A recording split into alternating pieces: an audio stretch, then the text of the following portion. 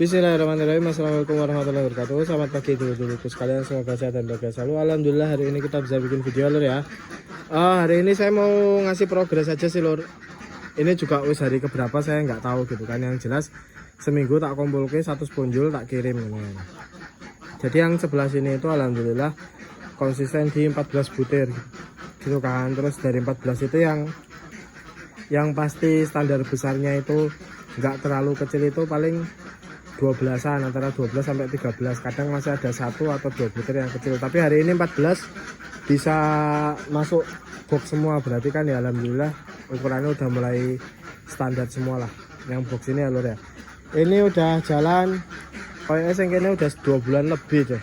Nah yang di sini ini udah sebulan lebih lur. Nah aku juga bingung, kayaknya pas datang terlalu kecil, maksudnya sih meri kan, tapi sekarang udah mulai agak besar. Yang ini hari ini udah bisa menghasilkan 8 butir lur, walaupun masih banyak yang kecil-kecil. Hasilnya mirip sama yang sini pas awal-awal, pas 9 butir 8 butir awal-awal kan kecil-kecil, tapi memang kalau yang di sini tuh kalau yang kecil-kecil banget, tapi kalau yang lainnya standar lebih besar dari pulau sebelumnya.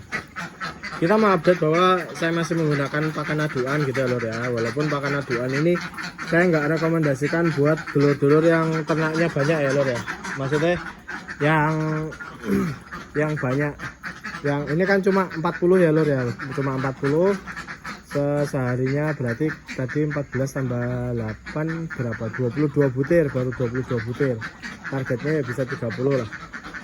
Nah yang jadi apa namanya, yang jadi problem itu ketika teman-teman maksa pakai pakan aduan itu ya pertama pasti capek, kedua pasti aduannya nggak bisa merata kalau terlalu banyak. Ini aja pakan yang saya gunakan itu sebelumnya kan pakan jadi lur, pakan jadi lebih gampang, lebih cepat, selesainya juga nggak sampai sejam. Sekarang ya sejam lebih dikit lah, sama ngaduk pakan, sama ngasih minum, belum ngerebus airnya dan lain sebagainya. Nah yang saya gunakan apa ya, yang saya gunakan ya pasti campuran dedek sama konsentrat, itu paling bagus, konsentrat merah, dan jaminan kuning telurnya itu merah lur. Saya udah buka beberapa kali, maksudnya yang kecil-kecil saya konsumsi pribadi, yang kecil aja warnanya merah banget, apalagi yang besar-besar gitu lur ya. Konsentratnya takarannya gimana mas? Saya nggak pakai takaran berat lur, saya pakai takaran volume gitu kan. Konsentratnya 3 cup, dedaknya 5 cup. Sebenarnya itu kalau ditimbang-timbang ya ukurannya lebih berat konsentrat sih, karena masa jenisnya konsentrat kan lebih tinggi gitu ya lur ya.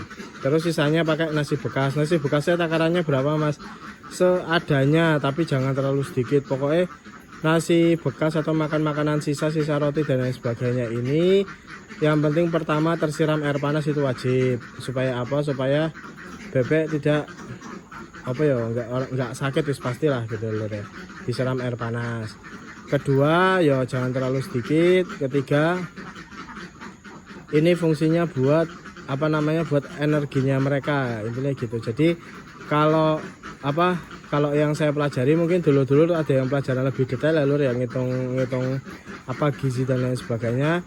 Kalau saya ya secara makro saja, bahwa bebek ini tuh membutuhkan dedek sama konsentrat itu ya buat ibaratnya seperti lauknya gitu loh. Nah nasi bekas itu ya karbonya, sama kayak manusia kan sebenarnya rumit kan, pas sehat 5 sempurna butuh berapa kalori, ininya berapa, dari protein berapa, dari karbohidrat berapa. Kalau ini enggak, kalau ini saya cuma pakai ilmu karbohidratnya kita ambil dari nasi bekas, kulit lumpia kadang gitu kan.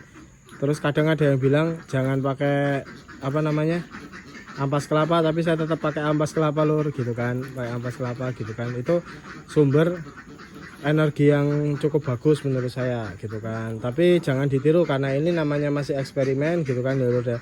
Hasilnya ya baru seperti ini. Kalau dulur-dulur mau niru, saya nggak bertanggung jawab atas kesuksesannya ya lur ya.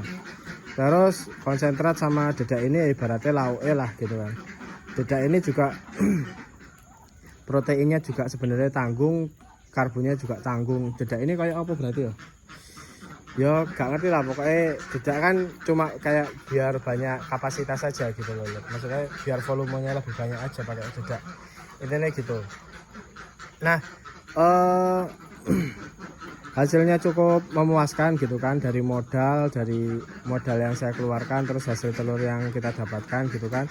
Kalau konsisten saya bisa ngirim antara 100 sampai 150 ya, katakanlah konsisten 150 satu minggu, itu kurang lebih satu minggu dapat 300.000, berarti kalau 4 minggu dapat 3 kali 4 berarti 1.200.000. Nah tapi itu kan belum dipotong biaya pakan Lur. Biaya pakan yang pasti beli ya dedek sama konsentrat gitu kan. Konsentrat itu harganya wis 500 sendiri, katakanlah satu bulan butuh satu sak konsentrat sama dedek gitu kan. Katakanlah dedeknya juga butuhnya 50 kilo, berarti 150 tambah 510 berarti piro 660.